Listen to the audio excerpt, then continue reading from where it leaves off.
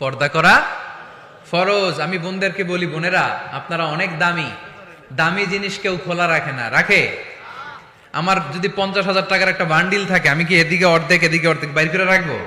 আমি একবারে ভিতরের পকেটে রাখবো, ঠিক কিনা?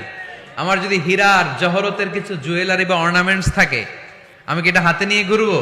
না, একেবারে ঘরের ভিতরে সিন্ধুকের ভিতরে তালা মেরে রাখি। তার মানে যেটার দাম বেশি, মর্যাদা বেশি, ওইটার প্যাকেটও।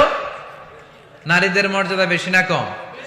এজন্য তাদের প্যাকেটও বেশি। সেফটি সিকিউরিটির জন্য এই পর্দার বিধান আল্লাহ দিয়েছে, আপনাদেরকে কষ্ট দেওয়ার জন্য নয়। এ হেজাব আপনার অহংকার, হেজাব আপনার আভিজাত্যের প্রতীক। আমার বোনেরা, যাদের কানে আমার মাইকের আওয়াজ যায়, এই হেজাব আপনার রুচির প্রতীক। আপনি কোন বংশের মেয়ে, কোন রুচির মেয়ে, আপনার পোশাক বলে দিবে, ঠিক কিনা?